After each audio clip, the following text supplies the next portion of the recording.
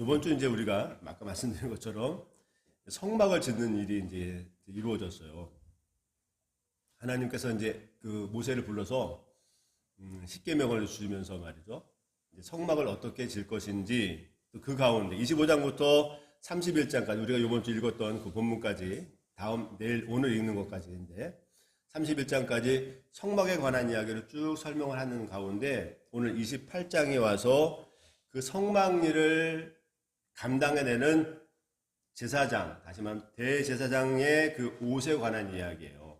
그 옷을 이렇게 만들어라 라고 이제 하나님께서 친히 우리에게 이 설명을 하는 내용들인데 이 내용들이 매우 중요하고 은혜스러운 장이에요, 사실은. 여러분 은혜스럽게 보셨습니까? 어떠셨습니까? 성막을 어떻게 짓는지 또 제사장 옷에 관한 이런 일들 보셨죠? 제가 카톡에서 보내드린 것처럼 그 화려한 옷을 그렇게 잘 지어 입혔습니다. 근데 이제 이게 왜, 먼저 이것도 생각해야 되는데, 왜 이것이 은혜스러운 장이냐라고 하면 이런 거예요. 하나님과 우리와의 그 차이가 분명히 있죠. 그래서 우리 그 개념이 달라요. 그래서 우리는 사실은 보면, 우리 인간은 아이러니한데, 이 땅의 삶이라고 하는 것이 인간의 시각과 또 청각과 우리의 오감을 가지고 인식되고 인지되는 것만 우리가 정말로 그 안에서 우리가 기쁨과 안정감을 누리잖아요. 그렇죠? 눈에 보이지 않는 것, 들리지 않는 것에 관한 데서 좀 우리가 불안합니다. 왜냐하면 누가 눈으로 확인해야 되기 때문에 확인하고 만져지고 내가 이제 느껴져야 이것이 그 가운데 아 그렇구나 그렇지 않구나라고 하는 걸 판단하게 된단 말이에요. 그렇죠? 그런데 이게 좀 생각해 보면 너무나 어이가 없는 것이 뭐냐면 우리 인간이 가지고 있는 오감이라고 하는 것은 굉장히 제한적이고 굉장히 한시적이란 말이에요. 그렇죠? 죄송합니다만 저 역시도 이제 잘 안 보이는 것들이 있어요. 그렇죠? 시간이 지나면서. 그리고 또 우리 인간이라고 하는 것이 너무나 크기 때문에 안 보이는 것도 있고 너무나 작기 때문에 안 보이는 것도 있고 너무나 커서 안 들리는 것도 있고 너무나 작아서 안 들리는 것도 있고 그렇죠? 우리가 느끼는 것도 있고 못 느끼는 것들도 있고 이렇게 아주 제한적이며 한시적인 그런 이 세계 가운데 그렇게 아주 그런 것들을 그 감각을 가지고 그 감각 안에서 의식되고 인식되는 것만을 가지고 우리가 이것이 그르다 옳다 이렇게 판단을 한다든지 이게 있느냐 없느냐 판단한다든지 이런 감들을 가지고 살아가는 거란 말이에요. 그런데 우리 말씀드린 것처럼 우리가 못 보는 일들이 얼마나 많습니까? 못 보는 것들이 너무나 멀어서 못 보고 그렇죠? 너무나 커서 안 들리고 너무나 작아서 안 보이고 또 너무나 작아서 들리지도 않는 일들이 많아요.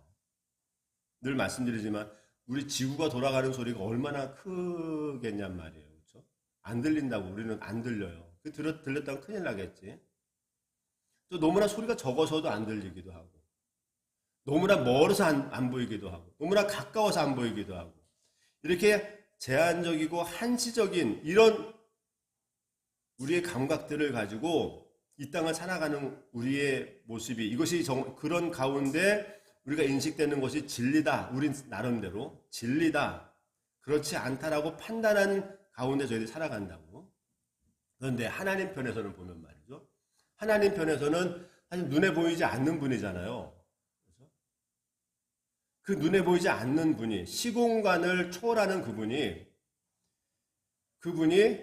우리 인간들이 보기 위한 이런 제한적이고 한시적인 이 부분 안에 우리가 볼 수 있는 이 부분 안에 그 시공간을 초월하시는 그분이 이 분 안에 우리 인간이 보는 이 파트 안에 성막이라고 하는 것들, 제사장 옷이라고 하는 이런 것들을 보이시면서 나와 인간들과의 관계 가운데 어떻게 하는 것이 바른 건지에 대한 알리려고 우리 인간의 수준 안에 들어와서 성막을 짓도록 하고 그 일을 감당하는 제사장의 옷을 만드는 이런 작업들을 한다라고 하는 것은 하나님의 놀라운, 이건 굉장히 하나님 불편한스러운 일이죠. 그렇죠? 우리가 눈에 안 보이는 것, 안 들리는 것들을 인식하려고 하는 것은 우리 불안하고 우리에 익숙하지 않은 것들처럼 하나님은 사실은 시공간을 초월하시는 그분인데 그런 그 크신 하나님이 인간들이 보는 그 감각 안으로 들어오셔가지고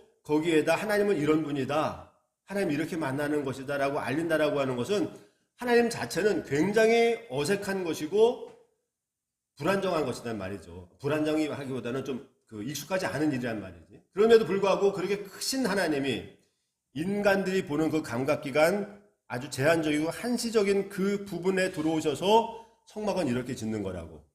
성막은 이유가 뭡니까? 하나님이 만나는 장소잖아요. 그렇죠? 성막이 성전이 되는 거니까 그런 개념을 알려주신다든지 하나님 앞에 나오기 위해서는 이런 제사장과 같은 이런 역할들을 하는 이런 일들을 해야 된다라고 보여주신 이 관점이라고 하는 것이 우리에게 얼마나 큰 은혜냐 이 말이에요.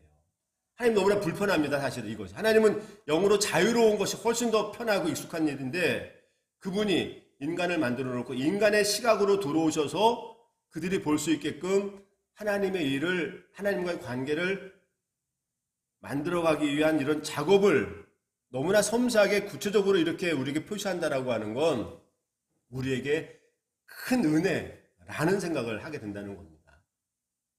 이해 가십니까? 저는 지난주에 이거 보면서 그런 마음이 들었어요. 그렇게 크신 하나님께서 너무나 불편하잖아. 우리가 눈에 안 보이는 거 자꾸 보려고 하는 거 우리가 불안하고 불편한 것처럼 우리는 제한적인 사람들이기 때문에 들리지 않는 소리 자꾸 들으려고 한다라고 하니까 어렵잖아요. 그거 쉽지 않다고. 익숙하지 않다고. 근데 우리가 그렇게 하는 것 같지 마치 하나님은 모든 것들을 초월하시는 그분이 하나님을 만난다고 하는 그 작업들을 우리에게 알리려고 조그만 이 안에 들어오시는 겁니다. 그래서 우리에게 이렇게 만나려고 한다. 이 이야기가 얼마나 우리에게 은혜스럽냐는 말이죠. 그래서 저희는 오늘 본문 속에 완 제사장 옷인데 이제 그 성막을 쭉 만들어가는 과정 가운데 그 성막 일을 하는 이 제사장에 관한 옷을 이야기하는 거예요. 그렇죠? 이 이야기는 결국엔 무엇을 얘기하려고 하냐면 성막도 그렇고 이 제사장 옷도 그렇고 이거는 이후에 오실 메시아 예수 그리스도께서 하는 그 일을 지금 이 이스라엘 백성들의 수준 가운데 그들에게 예표로 보여주시는 일이에요. 그렇죠? 그래서 이제 사실은 이런 일들은 이제 안 합니다. 왜냐하면 주님이 오셔서 그 일을 감당해버렸기 때문에 지금 이들이 만드는 이렇게 화려한 옷들, 그들이 의미를 부여하는 여러 가지 많은 그 옷의 이 종류들을 말이죠. 이런 일들은 지금은 필요 없는 일이에요. 그러나 예수님께서 완성했기 때문에 그럼에도 불구하고 우리가 이것을 읽어야 되는 것은 뭐냐면 예수님께서 이 땅에 오셔서 그 대제사장의 역할을 하는 그 일을 설명하고 있는 내용들이 이러한 내용들이라고 하는 걸 알기 때문에 오늘 우리는 지금 이런 책들을 열심히 읽어야 된다고 하는 사실이에요. 아시겠습니까?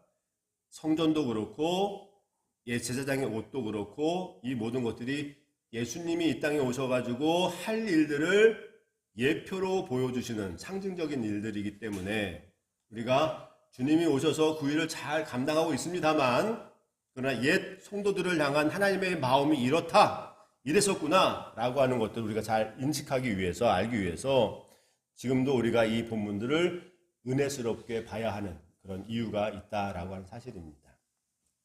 아시겠죠? 그래서 이제 오늘 설명을 한번 해보려고 그러는데요. 그래서 오늘 본문을 이제 잡으면서 저 역시도 어떻게 잘 설명을 할 수 있을까 그런 이제 제가 많은 그런 의구심들을 가지고 같이 한번 해보려고 하는데 오늘 이런 이야기입니다. 이제 먼저 제사장이라고 하는 것은 지난주에 말씀드린 것들처럼 교량이라고 하는 뜻을 가지고 있어요. 제사장이라고 하는 것은 하나님과 인간과의 역할, 관계를 맺어주는 교량의 다리의 역할을 하는 것이 제사장이에요. 사람과 사람 사이의 관계를 회복시키는 그런 역할을 하는 것들이죠. 그래서 이 제사장이 필요해요. 왜냐하면 말씀드린 것처럼 우리는 하나님과 거리가 있는 사람들입니다.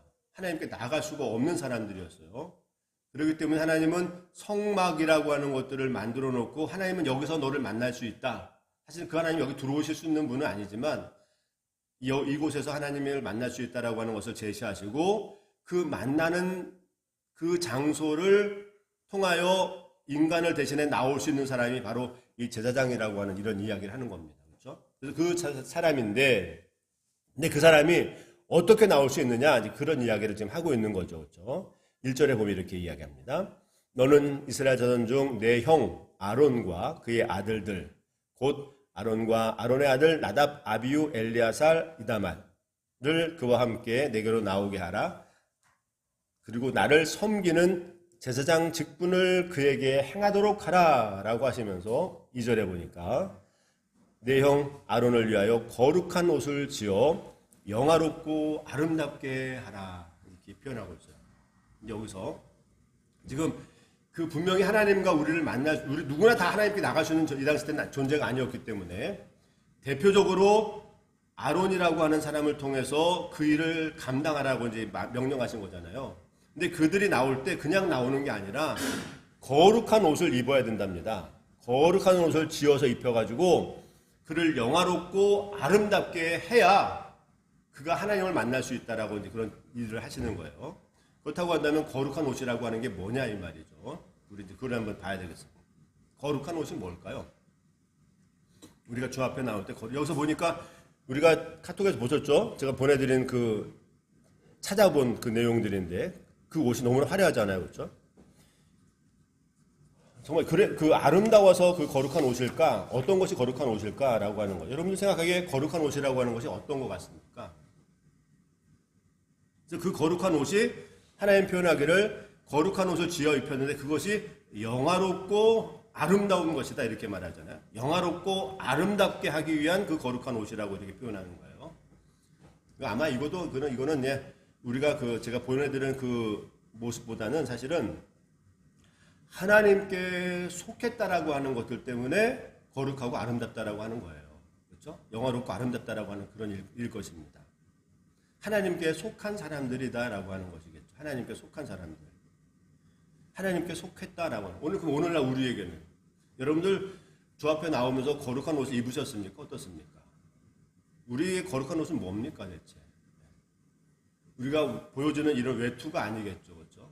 물론 우리가 예배를 하러 나올 때는 평상시에 입던 그런 옷이 아니라 좀 깨끗하게 또 그렇죠? 깔끔하게 하고 나오는 일들이 맞긴 하겠지만 여기서 거룩한 옷이라고 하는 것은 그것을 이야기하려고 하는 건 분명히 아닐 것이고 거룩한 옷이라고 하는 것은 우리가 알듯이 하나님이 우리의 죄를 사죄하시고 우리를 의롭다 하시고 우리에게 생명을 주신 그 구원의 그 역사를 말하는 거겠죠. 그렇죠? 내가 하나님을 나의 하나님이라고 하나님은 언제나 우리에게 내가 너의 백성, 너 하나님이 되고 너희는 내 백성이 되달라고 하는 그런 마음이니까 그런 고백을 가지고 있는 사람들 당신이 나의 진정한 주인이시라고 내가 하나님만을 믿고 따라가겠다라고 다짐하는 그런 신앙적 고백을 가지고 있는 그것이 거룩한 옷일 것이다 이 말이죠. 그런 사람들이 하나님께 속한 사람들이기 때문에 그런 사람들이 이 제사장 일을 감당한다라고 이야기하는 것입니다.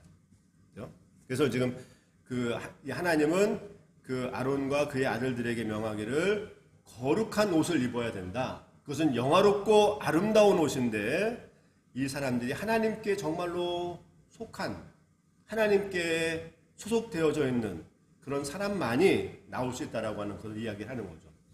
늘 말씀드리잖아요. 그렇죠? 하나님은 처음부터 우리에게 원하시는 것은 뭐냐면 내가 너의 하나님이 되고 싶다는 거예요. 너는 내 백성이 되달라고 하는 거죠. 이건 뭐냐면 하나님에 대한 무한 신뢰죠. 무한 신뢰. 어떠한 환경이 우리 앞에 온다 하더라도 어떠한 역경 가운데 있더라도 하나님에 대한 무한한 신뢰를 가지고 있는 왜? 당신 나의 하나님이기 때문에 나의 왕이기 때문에 나를 구원해내실 분이다라고 하는 것들을 고백하는 그런 마음이란 말이에요. 그런 사람들이 하나님께 속한 사람들인데 그래서 그런 신앙적 고백을 가지고 있는 사람. 이제 물론 여기서는 이제 이런 그 거룩한 옷이라고 하는 것은 제가 보여드린 것처럼 그런 화려한 옷을 입는 것을 말하는 거겠지만 신약에 와서는 이런 뜻을 말하는 거라 이 말이죠. 그렇죠? 그런 사람들이 그런 옷을 입은 사람이 그 일을 이제 감당해내는 것입니다. 그러면서 이제 여러 가지 이제 말씀을 하세요. 이제 아무나에게 짓는 게 아니라 3절에 보니까 너는 무릇 마음에 지혜 있는 모든 자, 곧 내가 지혜로운 영으로 채운 자들에게 말하여 아론의 옷을 지어 그들에게 거룩하게 하여 내게 제사장 직분을 행하게 하라라고 이제 하나님 지혜로운 사람인데, 보면 지혜로운 사람인데 지혜롭다라고 하는 것은 하나님께서 지혜로운 영을 그에게 부어준 사람들이다 이렇게 말하고 있어요. 4절에 보니까 지을 옷이 이렇습니다. 그들이 지을 옷은 이렇다. 곧 흉패, 에봇, 겉옷, 반포, 속옷, 관과 띠. 제가 우리가 뭐가 있으면 되는데 보내드렸잖아요. 이렇게 제가 화려하게 우리 카톡에 보내드린 것처럼 그 모습인데 그런 모습들을 가지고 이제 나와라라고 이제 이야기를 해요. 그러면 이제 그런 어떤 의미가 있겠죠, 그렇죠? 하나님께서 지금 제사장에게 거룩한 옷을 지어 입혀라라고 하고 그것은 영화롭고 아름다운 옷이라고 하고 거기에 들어가는 제사장의 옷의 그 여러 가지 많은 그 종류들을 이야기하면 거기에 대한 어떤 의미가 분명히 부여될 거라고 생각이 되어져요. 첫 번째는 뭐냐면 에봇입니다. 에봇. 그렇죠? 6절에 보니까 그렇게 이야기해요. 에봇. 그들이 금색 실과 청색, 자색, 홍색 실과 가늘게 꼰 배실로 정교하게 하여 에봇을 져라. 에봇은 우리가 그림 보셨지만 겉옷 위에 덮어 쓰는 옷이에요. 그렇죠? 어깨띠를 해가지고 겉옷 위에다가 덮어 쓰는 그런 옷입니다. 그런데 그 종류가 이렇게 얘기해요.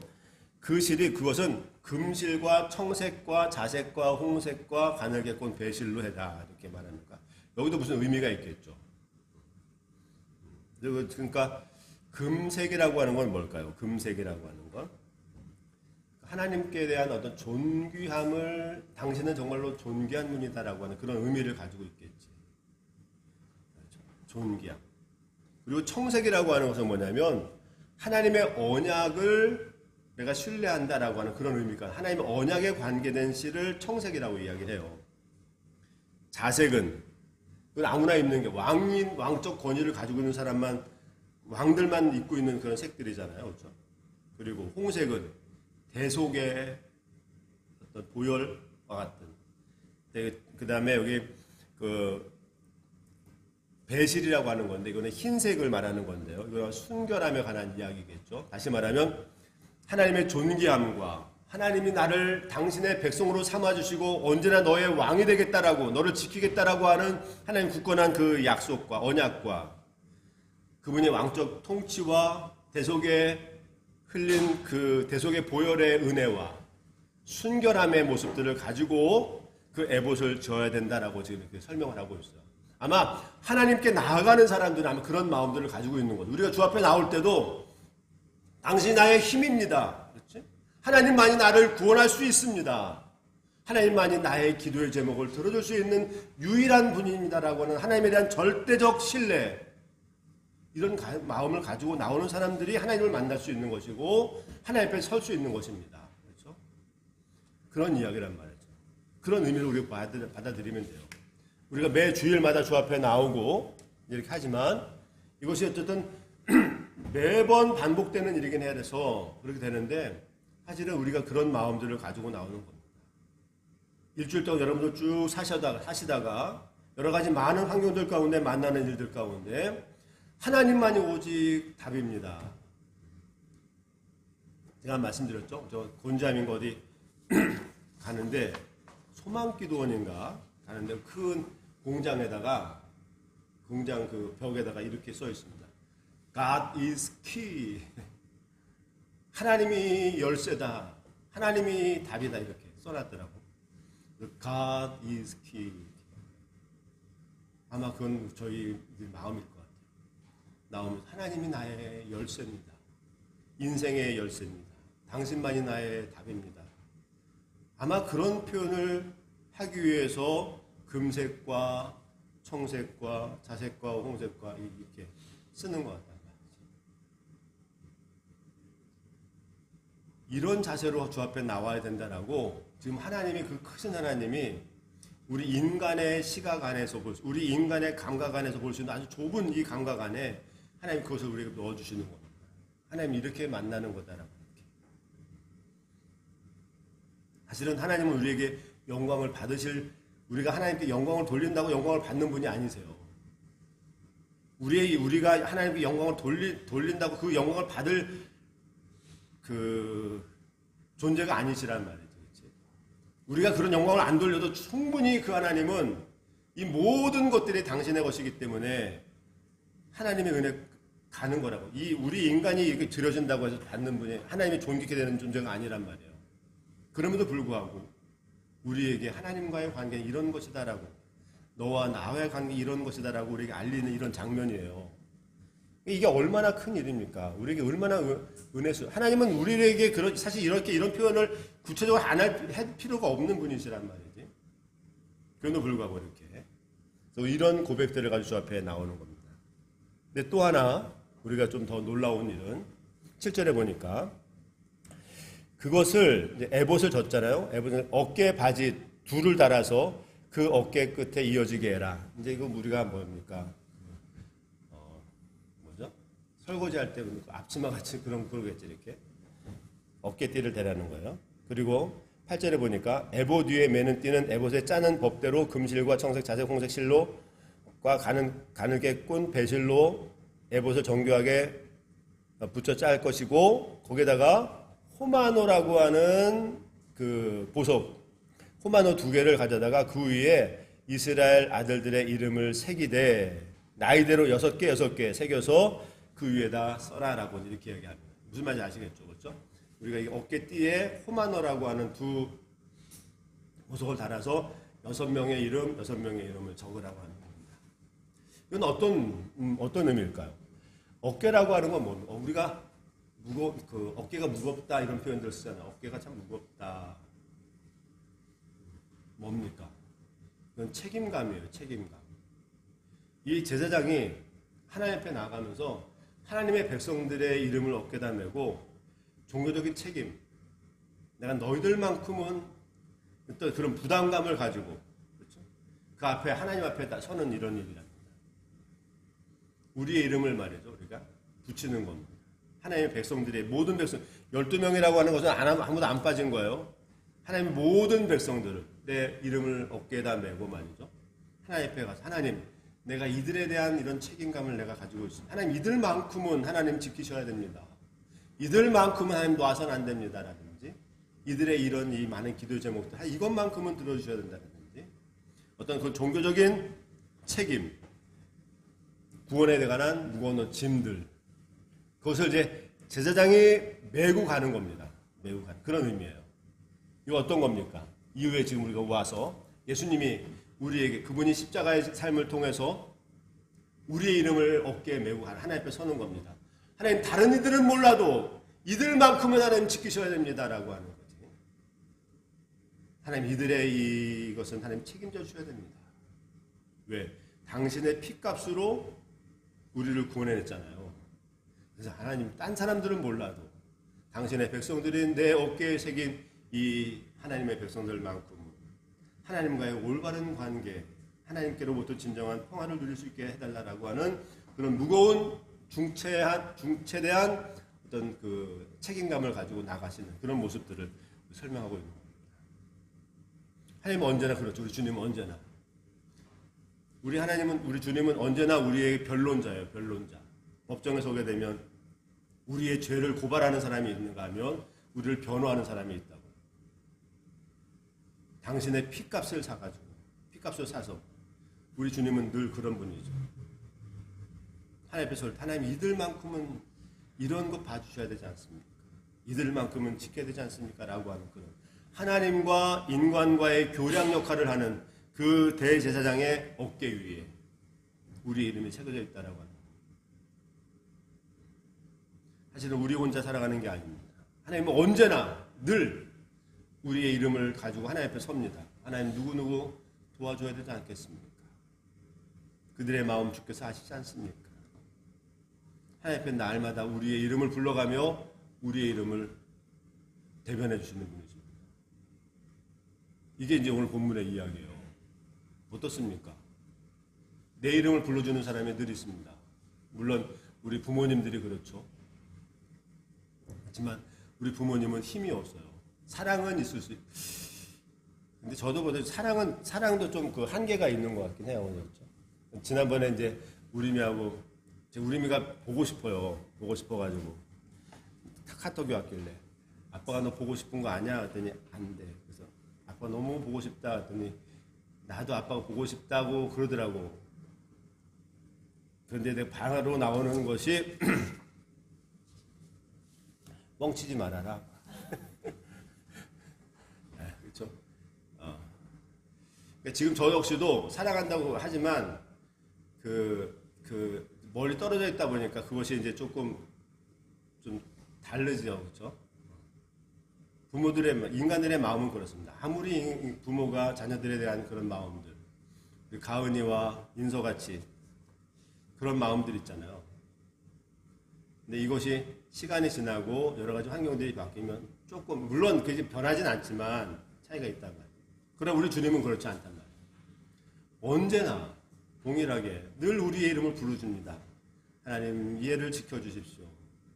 이 누구를 지켜주십시오. 우리의 이름이 늘 불려진다라고 하는 거 얼마나 흥분되는 일입니까? 나도 인식하지 못해도 하나님 앞에서 늘 하나님 이만큼은 얘만큼은 하나님 지켜주십시오. 그 주님의 어깨에 우리의 이름이 새겨져 있습니다. 그냥 새겨진 게 아니에요. 남는 돈으로 산 게 아니에요.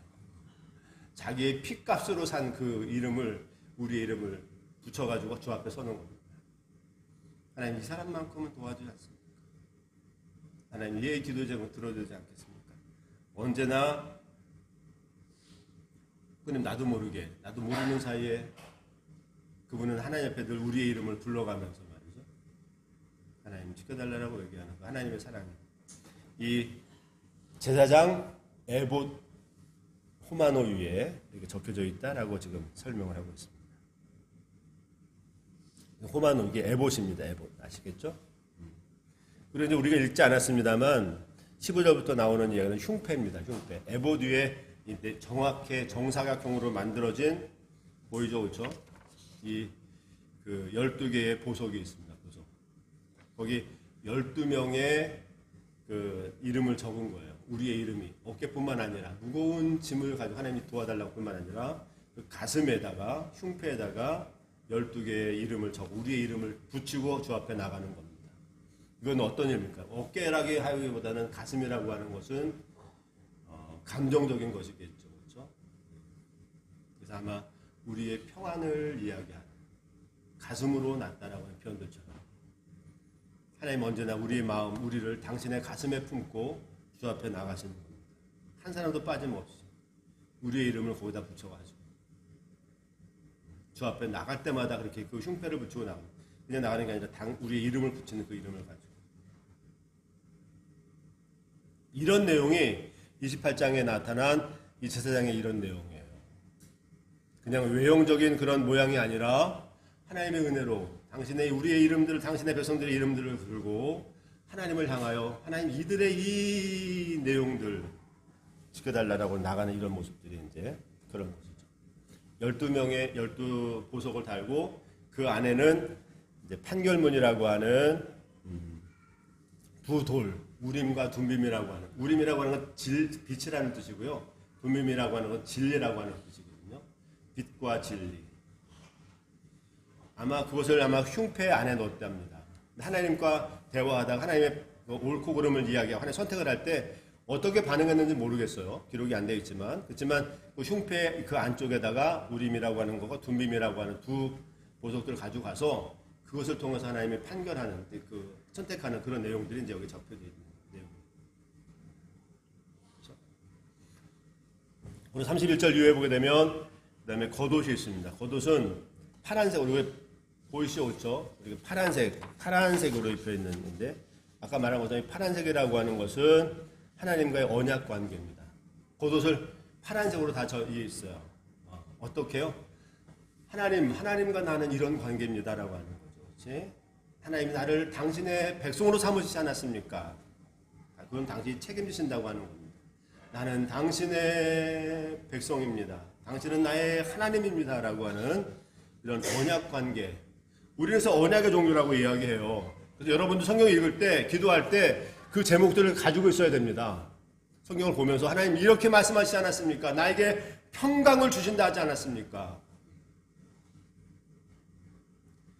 부르짖는 자들에게 하나님이 응답하신다 하지 않았습니까? 이렇게 기도할 때 우리가 그런 그 하나님의 약속의 근거들을, 물론 약속이라고 하는 것은 이제 이런 거야. 기본적으로 하나님은 나의 하나님이 되고 나이가 당신의 백성이 된다라고 하는 그런 얘기고, 그런 얘기를 하지만, 그러나 우리가 기도할 때 성경을 읽어가면서 기도 제목을 잡을 때는 성경에 나타나는 그런 말씀들을 가지고 말해요. 하나님 들어주신다 하셨습니다. 문을 두드려라. 열어주겠다 하지 않았습니까? 내가 그 약속을 믿고 주 앞에 두드립니다. 이렇게 라든지. 그 언약을 가지고 나간다는 의미 가운데 파란색의 겉옷을 져서 입고 나갔답니다. 하나님 나를 버리지 않는 분이시죠. 그 애굽의 바로의 그 강포함 가운데, 억압 가운데 우리를 당신의 백성 삼으셨던 그 하나님, 내가 그 하나님의 약속을 믿고 갑니다.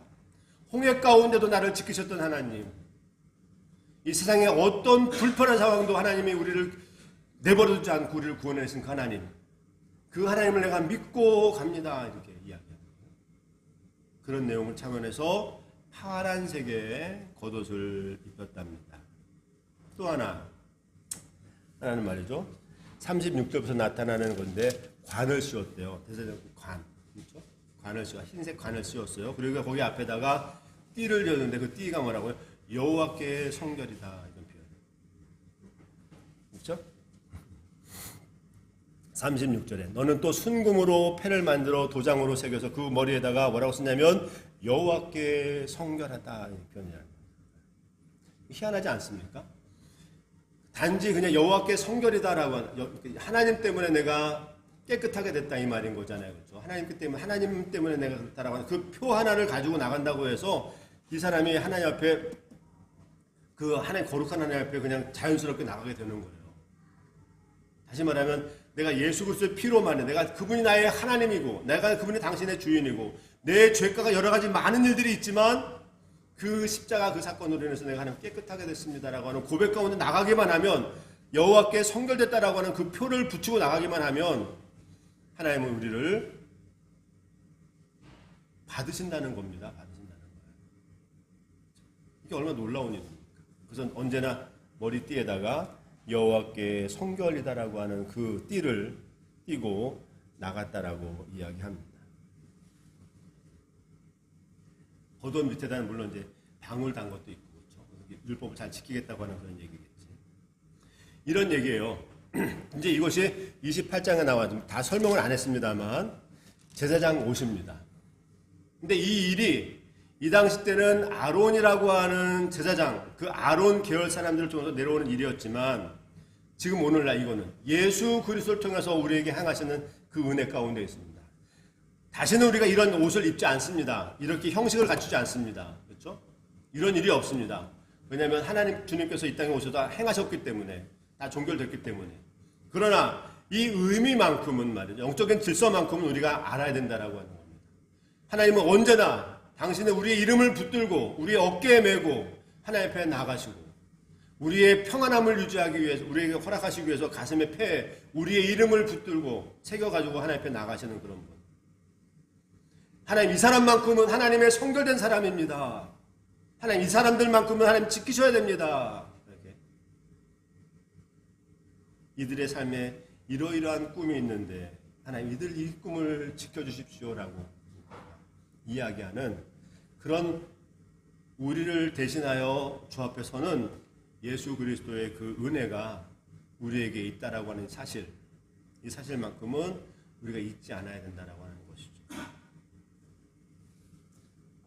하나님은 우리의 죄를 사하시고 사죄하시고 의롭다 칭하시고 새로운 생명을 허락하신 거룩한 옷을 우리에게 지어 입으셨습니다. 우리는 그 옷을 입고 있는 사람들입니다. 그것 때문에 이제 우리가 하나님 앞에 나갈 수 있게 되는 것이죠. 이 은혜의 장이 오늘 본문에 나타난 이런 장이고, 이 은혜가 있어서 지금 우리도 과감히 주 앞에 나와 하나님이 나의 하나님입니다라고 고백할 수 있는 이 자리에 서게 된 것이다라고 하는 것이죠.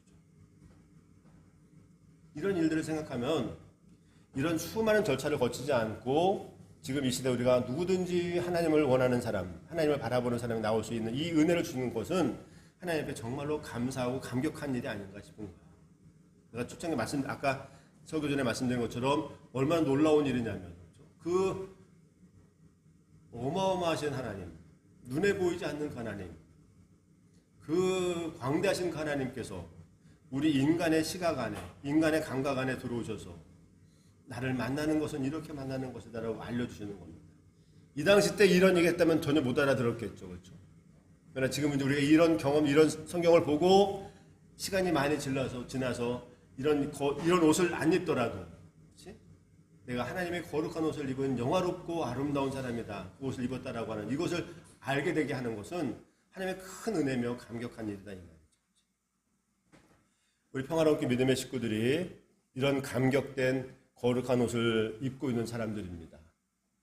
그렇다면 우리는 이런 감사한 마음을 가지고 우리 삶을 잘 살아나시고 언제나 우리가 인식하든 인식하지 못하든 우리의 이름을 불러가면서 하나님이 이만큼은 도와달라고, 하나님 이들만큼은 지켜달라고 외치는 하나님의 그 음성이 우리에게 있다고 하는 것, 주님의 음성이 우리에게 있다는 것, 이게 얼마나 놀라운 일입니까?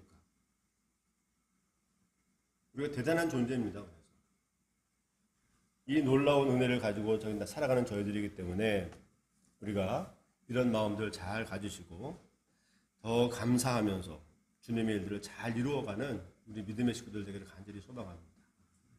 어렵고 힘든 이 시기, 그러나 하나님은 우리 혼자만 내버려두는 것이 아니라 언제나 당신의 어깨에 우리의 이름을 지시고 우리의 평안을 요구하시면서 하나님 앞에 서는 그분이 있다고 하는 사실 꼭 기억하셔서 우리 평화롭게 믿음의 식구들 힘차게 주님의 일들을 잘 감당해내는, 감격해하는 그런 모습이 저희들에게 있기를 주의 이름으로 축원합니다.